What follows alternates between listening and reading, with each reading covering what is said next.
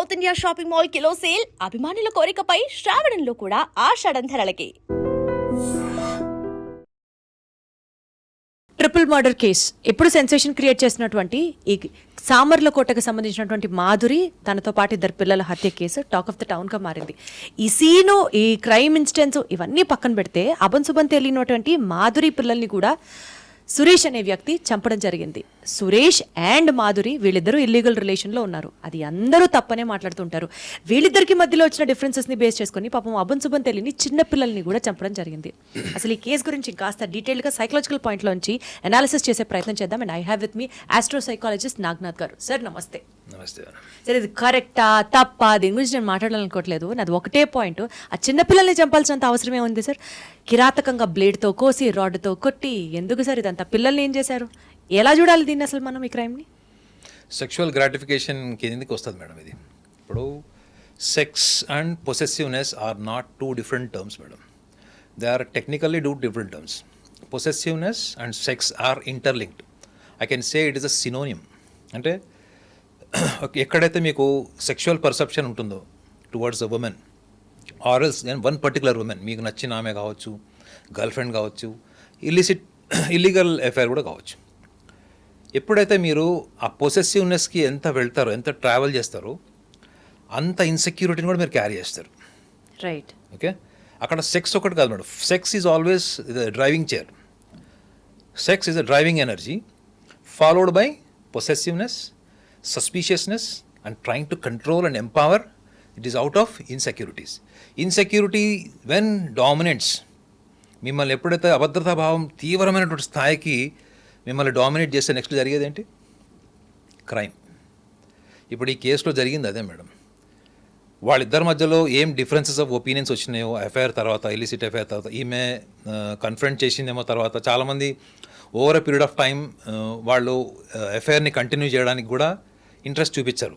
స్టార్టింగ్లో ఉన్నటువంటి ఎంతూజియాజం కానీ, ప్లెజర్ కానీ, వాళ్ళిద్దరి మధ్యలో మ్యూచువల్గా ఫైనాన్షియల్ అండర్స్టాండింగ్స్ ఏమైనా ఉంటాయో అవి గ్రాడ్యువల్గా మారుతూ ఉంటాయి. అందులో బేసిక్ రీజన్ ఏంటి మేడం? మనిషి మనస్సు అన్నది ఎప్పటికప్పుడు మారిపోతుంది మేడం. ఒక స్థిరంగా, బలంగా, ఒక ప్లాస్టిక్ పువ్వులాగా మీరు ఎన్నిసార్లు నీట్గా మెయింటైన్ చేస్తే అన్ని రాగుండేటువంటి మనస్తత్వం ఉండదు. మనిషికి ఆ నేచరే లేదు. కానీ ఎందుకు సార్ ఈ మధ్య కాలంలోనే ఈ ఎక్స్ట్రా మ్యారిటల్ అఫైర్స్ కానివ్వచ్చు, ఈ సెక్షువల్ క్రైమ్ రేట్ కావచ్చు, ఎందుకు ఈ మధ్య కాలంలోనే ఇంతలా పెరిగిపోతుంది? అంటే సెక్స్ని మనం ఇంకొక కోణంలో కూడా ఆలోచించాలి మేడం. మనము కొన్ని వందల సంవత్సరాలుగా సెక్స్ని సోషల్ మొరాలిటీ నార్మ్స్లో మనం చాలా రెస్ట్రిక్ట్ చేసాం దాన్ని.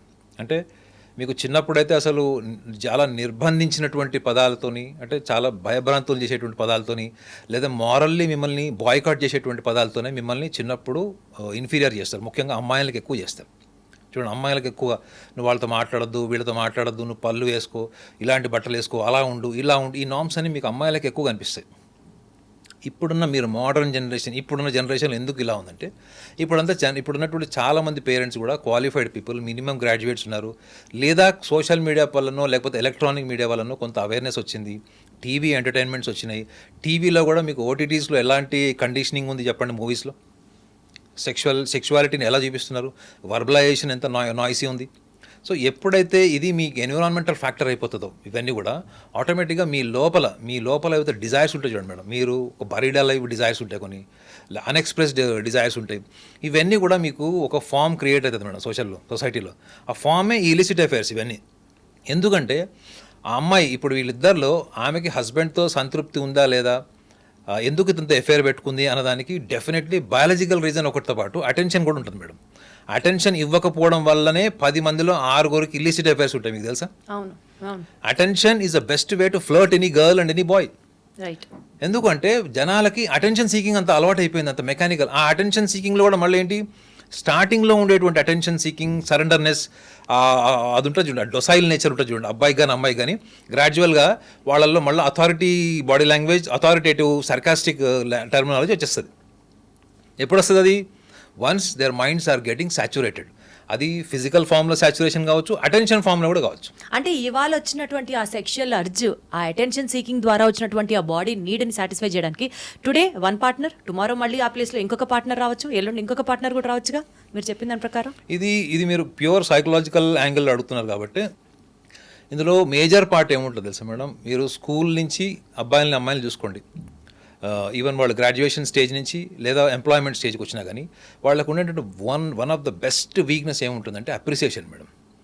మీకు అటెన్షన్ ఒక టైప్ ఆఫ్ అప్రిసియేషన్ మీకు తెలుసా, మీకు ఆప్టికల్ స్టిమ్యులై. 100% sir. ఒక అమ్మాయిని ఒక అబ్బాయి రోజు చూస్తున్నారంటే ఫస్ట్ ఆ అబ్బాయి ఎలా ఉన్నాడు, ఆ అమ్మాయి ఎలా ఉంది అని ఫస్ట్ రూపురేఖలా చూస్తారు స్టార్టింగ్లో. ఎందుకు, అప్పుడు పరిచయాలు కూడా ఉండవు కాబట్టి. గ్రాడ్యువల్గా అదే అటెన్షన్ మీకు గ్రాడ్యువల్గా ఇంకా అది ఇంటెన్స్ పెరిగింది అనుకోండి, అప్పుడు మీ హార్మోనల్ హైజాకింగ్ కూడా స్టార్ట్ అవుతుంది.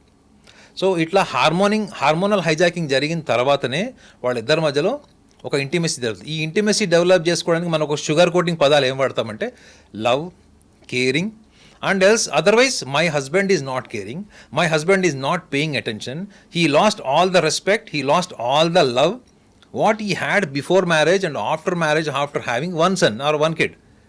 ఇవన్నీ ఎవరికి అడ్వాంటేజ్ అవుతున్నాయి, ఈ బాయ్ ఫ్రెండ్కి అడ్వాంటేజ్ అవుతుంది, గర్ల్ ఫ్రెండ్కి అంటే ఆల్రెడీ పెళ్ళై పిల్లలు ఉన్న వాళ్ళకి అడ్వాంటేజ్ అవుతుంది. కానీ సార్ పాపం అభన్ శుభన్ తెలియని ఆ పిల్లల్ని కూడా చంపేస్తున్నారు కదా. ఇవాళ జరిగిన ఈ సంఘటనే కానివ్వచ్చు, రీసెంట్గా జరిగినటువంటి తల్లే పిల్లలకి పెరుగన్నంలో విషం కలిపి పెట్టి పిల్లలకి విషయం తెలిసింది, మా ఇద్దరి మధ్యలో పిల్లలు అడ్డొస్తున్నారు, పిల్లలందరికీ చెప్పేస్తారు అని చెప్పి వాళ్ళని చంపేయడం కానివ్వండి. ఈ చిన్న పిల్లలు ఏం తప్పు చేశారు సార్? వాళ్ళని ఇప్పుడు ప్రేమ అనేది ఆ పార్ట్నర్ వైపు ఎట్లయితే ఉంటుందో కడుపును పుట్టిన పిల్లల మీద కూడా అంతే ఉంటుంది కదా. పిల్లల్ని చంపడం అంత అమానుషమైన చర్య ఇంకొకటి ఉండదు కదా సార్. మీరు అక్కడ ప్రేమని తీసుకోవద్దు మేడం, బాధ్యతని తీసుకోవాలి. ఇప్పుడు తల్లిదండ్రులకు ఇప్పుడు నిజంగా అనకూడదు కానీ చాలా మందికి సిగ్గు శరం లేదని చెప్పొచ్చు. ఎందుకంటే నేను రోజు చూస్తా కాబట్టి, కౌన్సిలింగ్ చేస్తా కాబట్టి నేను చెప్తున్నాను. తల్లిదండ్రులు పిల్లలకు ప్రేమ నేర్పించడంలో ఫెయిల్ అయిపోయారు మేడం, ఎప్పుడో ఫెయిల్ అయ్యారు, ఇప్పుడే కాదు. లేకపోతే ఇంత క్రుయాలిటీ ఎస్టాబ్లిష్ కాదు. నేను తల్లిదండ్రులను బ్లేమ్ చేయట్లేదు. నార్మల్గా ఏంటంటే మీ పిల్లలకు మీరు బాధ్యత నేర్పించండి. బాధ్యత అంటే ఏంటి మేడం, మీ బాడీ మైండ్ కోఆర్డినేషన్ ఉంటుంది, మీరు పరిస్థితులకు తగ్గట్టుగా ఉంటారు. పరిస్థితులకు తగ్గట్టుగా ఉండకుండా మీరు ఇది లవ్, ఇది మీరు ఇలా ఉండాలి, మీరు wrong definition of love in fact. అంటే ప్రేమ అన్నదానికి వీళ్ళు ఒక డిఫరెంట్ మీనింగ్ ఏం క్రియేట్ చేశారు. ప్రేమ అనగానే వాళ్ళకు ఒక కండిషనింగ్ ఆఫ్ మైండ్ ఉంటారు. Either you should get married or else love or else having socially ethically accepted relation. అది జరిగితే మనకి ఇవాళ కొత్తగా ఎఫ్ఐఆర్లు బయటపడుతున్నాయి మేడం. మీరు 100 సంవత్సరాల కింద 200 సంవత్సరాల కింద ఎఫ్ఐఆర్స్ లేవని మీరు ఎట్లా అంటారు? అప్పుడు బయటపడలేదు, ఇంత పబ్లిసిటీ రాలేదు. బట్ ఇప్పుడు ఈ మాధురి కేసులో మీరు చూడండి మేడం, మాధురి కేసులో అతను మర్డర్ చేశాడు, పిల్లల్ని కూడా దారుణంగా చంపేశాడు. అతను చంపడం వెనక కేవలం ఆమె మీద ఉన్న గ్రడ్జ్, వాళ్ళిద్దరి మధ్యలో ఉన్నటువంటి ఆ ఇంటెన్స్ వెండెక్టివ్నెస్ ఏదైతే ఉందో అది ఎంత కామన్ సెన్స్ నుంచి దూరం వెళ్ళిపోయిందంటే ఆ పిల్లల్ని చంపుతున్నానన్నటువంటి కనీస ఇంగిత జ్ఞానం కూడా లేదు అడిగి. అంటే అర్థం ఏంటి, వీళ్ళిద్దరి మధ్యలో రగిలినటువంటి ఆ అగ్ని ఉంది చూడండి, అది everything related to the sexuality. అది మీరు ఒప్పుకోకపోయినా వాళ్ళిద్దరి మధ్యలో అట్రాక్షన్, హస్బెండ్ ఉన్నాడు, హస్బెండ్తో మంచి రిలేషన్ కూడా ఉంది. ఉన్న తర్వాత వీళ్ళిద్దరి మధ్యలో ఎంత పోక్ చేసి ఉంటుందంట, వాళ్ళిద్దరి మధ్యలో ఈగోస్ కానీ గ్రడ్జ్ కానీ, నిన్నొక్కదాన్ని చంపితే కాదు నీ పిల్లల్ని కూడా చంపుతాను అనేటువంటి స్థాయికి ఎక్కడికి పోయింది అది. మీరు అక్కడ చూడండి మేడం, అతను చంపుతున్నప్పుడు అతనికి కూడా తెలుసు రేపు పొద్దున ఈ క్రైమ్లో ఇరుక్కుంటాడని తెలుసు. ఆమెను చంపేటప్పుడు ఇది కేవలం మనం ఏం చూస్తున్నామంటే ఆ రోజు చంపేయడం మనం చూస్తున్నాం మేడం. ఈ చంపాలి అనే ఉద్దేశం అతనికి బీజం ఎప్పుడో పడిపోయింది. అది వాళ్ళిద్దరికి డిఫరెన్సెస్ వస్తున్నాయి ఈ మధ్య కాలంలో. అతను ఆమెను థ్రెటన్ కూడా చేసి ఉంటాడు మేడం, నేను నిన్ను చంపుతాను, నీ మొగుడిని చంపుతాను, నీ పిల్లల్ని చంపుతాను అని కూడా థ్రెటన్ చేసి ఉంటాడు. కానీ చాలామంది ఏమనుకుంటారంటే థ్రెటనింగ్ చేసేవన్నీ కూడా చెయ్యరు అనుకుంటారు. కానీ నేటి సమాజంలో ఏమైపోయింది తెలుసా మేడం, చాలామంది కూడా వాళ్ళకి ఏమన్నా ఒకవేళ హామ్ జరిగింది, లేకపోతే వాళ్ళ పరువు, ముఖ్యంగా పరువు, నా పరువు పోతుంది, నా కుటుంబ సభ్యుల పరువు తీస్తున్నారు వీళ్ళు అనుకుంటే వీళ్ళకి వస్తున్నటువంటి ఇన్స్టింక్ట్ ఏంటంటే కిల్లింగ్. ఎందుకు అంటే అది లైఫ్ ఫ్రస్ట్రేషన్ కావచ్చు, నీ అప్బ్రింగింగ్ చైల్డ్హుడ్ కావచ్చు, నీ ఎన్విరాన్మెంటల్, నీ ఫ్రెండ్స్ నీకు ఉన్నటువంటి సమాజం కావచ్చు, వీటి అన్నిటిలో కూడా ఎక్కడ కూడా మీకు ఇంటలెక్చువల్లీ మేనేజ్డ్ రెస్పాన్సిబిలిటీస్ అనేది ట్రైనింగ్లో లేదు madam. You got my point no? You are not trained to become responsible during your childhood. మీకు చిన్నప్పటి నుంచి ఏం నేర్పిస్తారు? The compulsive of your education and your socially dignified relations, ఇవన్నీ నేర్పిస్తారు మీకు. అవన్నీ ప్రాక్టికల్ లైఫ్లో ఎంతవరకు అంటే మళ్ళీ again person to person it is very. కానీ ఇక్కడ మీకు పెరుగులో అన్నం పెట్టి చంపేసింది బాయ్ ఫ్రెండ్ అన్నప్పుడు, ఈ మధ్యకాలంలో బాయ్ ఫ్రెండ్తో కలిసి మోర్ దాన్ 500 మర్డర్స్, భార్యలు భర్తలను చంపినటువంటి సర్వే వచ్చింది. What make them to kill the husband? It is a compulsiveness of one particular body. The body అంటే ఎవరు? ఎక్స్ట్రా ఎఫ్ఐఆర్ పెట్టుకున్నటువంటి, ఇలిసిట్ ఎఫ్ఐఆర్ పెట్టుకున్న వ్యక్తి నాకు ఇతనే సర్వస్వం, ఇతను నా జీవిత భాగస్వామి లేదా ఇతని జీవితాంతం నాతోనే ఉంటాడు అంటే కంపల్సివ్నెస్లోకి వెళ్ళిపోయినప్పుడు you always think that you can escape from the responsibilities which you have committed during the marriage. మీరు పెళ్ళి ఏంటి మేడం, పెళ్ళి బాధ్యత. పెళ్ళి is marriage is not a platform to have kids. Marriage is an ethical way of having kids. Even if you don't gel well, even if you are not getting along, you have ways to separate. So what is the necessary of killing someone? people. Yeah? Correct. Just tell me. సరే, so overall గా ఈ situation కి సంబంధించి psychological perspective లో ఆలోచిస్తే what is the take away point today society has to take it sir? మన సమాజంలో ముఖ్యంగా మేడం, ముఖ్యంగా అఫైర్స్కి సంబంధించి ఇప్పుడు భార్య పరాయి వాడితో తిరుగుతుంది లేదా భర్త పరాయి ఆడతో తిరుగుతున్నప్పుడు there must be a mutual concern debate madam.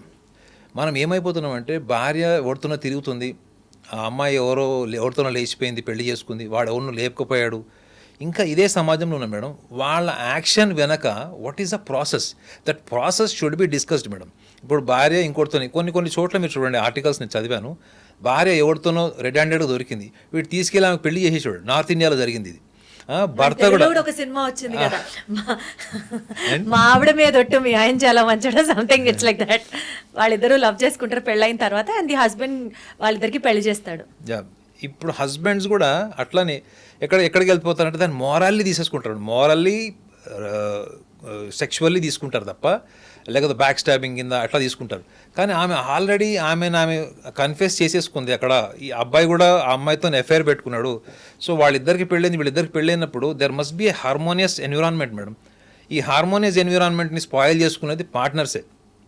First అది తిరియంగానే దాన్ని వాయలెంట్ రియాక్షన్ ఉంటుంది. అఫ్కోర్స్ పొసెసివ్నెస్ అనేది భార్యాభర్తలకు వాళ్ళిద్దరి మధ్యలో ఒక 7 to 10 years రిలేషన్స్లో ఉంటుంది. But what in the process of relation, వీళ్ళిద్దరి మధ్యలో 10 సంవత్సరాలు 7 సంవత్సరాల రిలేషన్లో వీళ్ళు ఏం మిస్ అవుతున్నారు, వీళ్ళు ఏమి ఇస్తున్నారు అన్నది వీళ్ళు డిస్కస్ చేసుకోవట్లేదు మేడం. అదే ఈ మాధురి కేసులో జరిగి ఉంటుంది. ఆమెకి హస్బెండ్ నుంచి అంత అటెన్షన్ లేదా, మిగతా అదర్ ఫ్యాక్టర్స్ బెనిఫిట్స్ అతని నుంచి ఏం లేవా అనేది ఆమెకి ఇంకో డిస్సాటిస్ఫాక్షన్ లేకపోతే రెండో పర్సన్ ఎట్లా జీవితంలోకి వచ్చాడు? సో వచ్చినప్పుడు దాన్ని యాక్సెప్ట్ చేయడము, లేకపోతే దానికి ఒక సొల్యూషన్ ఏంటంటే either they should take divorce. ఇప్పుడు చూడండి మేడం, వాయిలెన్స్ కామన్ అయిపోతుంది, చూసినారా మీరు గ్రాడ్యువల్లీ ఫ్యామిలీస్లోకి వాయిలెన్స్ వచ్చేసింది, క్రిమినాలిటీ వచ్చేసింది. దాని బదులు బెస్ట్ సొల్యూషన్ ఏంటి మేడం, మీరు చూశారు, మీలో జరిగింది, ఓకే, రేపు పొద్దున, ఎందుకంటే వీళ్ళిద్దరిలో ఎవరు చనిపోయినా పిల్లలకు ప్రాబ్లమే, అవునా, హత్య కాబడ్డారు, అది ఎంత ట్రామాటిక్ మెమరీ అది. సో దీని బదులు, ఈ వాయిలెన్స్ బదులు there must be some solution. అంటే దాన్ని డెఫినెట్లీ భార్యాభర్తలకు సంబంధించిన వాళ్ళు, లేదా భార్యాభర్తలు ఇష్టం లేని వాళ్ళు, పరాయి వాళ్ళతో తిరిగేవాళ్ళు, వీళ్ళకంటూ ఒక ప్లాట్ఫామ్ ఫ్యామిలీ నుంచే రావాలి మేడం. ఫ్యామిలీ నుంచి వచ్చి, అది ఒకవేళ తీవ్రంగా కాదు, కౌన్సిలింగ్ చేస్తే, లేకపోతే వాళ్ళకు ఇద్దరు కూర్చోబెట్టి మాట్లాడితే మళ్ళీ ఆమె బాయ్ ఫ్రెండ్ వదిలేయడం, ఈయన గర్ల్ ఫ్రెండ్ వదిలేయడం, ఇల్లిసిట్ అఫేర్స్ మానేసుకోవడం పాసిబిలిటీస్ కూడా ఉంటాయి. లేదు అనుకున్నప్పుడు, ఇట్ ఈస్ కంపల్సివ్ అటెన్షన్ అనుకున్నప్పుడు, then it's a separation. Legal separation is always advised. Counseling first and then legal separation is definitely a way rather than killing people. Yes, but family support is very important madam. మనం ఏం చేస్తామంటే assassinate చేసేస్తాం. ఇది వాటితో తిరిగింది, అంతో కనపడ్డది. ఈ మధ్య యోయో రూమ్స్లో అయితే చూశారు కదా, భార్యలో పోయి రెడ్ హ్యాండెడ్ పట్టుకుని కొడుతున్నారు, భర్తలు పోయి కొట్టేస్తున్నారు. సో ఇప్పుడు సమాజంలో కామన్ థింగ్ ఏమైపోయింది తెలుసా, అటెన్షన్ పేరు మీద సెక్షువాలిటీ పెరిగింది. ద అండర్లైన్ సైకలాజికల్ ఫ్యాక్టర్ ఏంటంటే, you are saying it is an attention, care and love, but and downline factor is the sexuality, the physicality. If it is not physicality, sexuality, your boyfriend is not giving something more valuable than your husband has been giving to you. But the woman is denying, the husband is denying, the wife is denying, and the husband is denying. So ఈ denial mechanism అనేది ఎక్కడి నుంచి వస్తుంది అనుకుంటే మాత్రం, you are being irresponsible for the platform as given by the society. Done, sir. As a wife and husband, that's all. So ఆ responsible factor దగ్గర ఆలోచించడం స్టార్ట్ చేస్తే మేబీ ఇలాంటి క్రైమ్ రేట్ ఫ్యూచర్లో అయినా తగ్గించడం వాళ్ళం అవుతారు ఏమో. Thank you so much sir, thank you.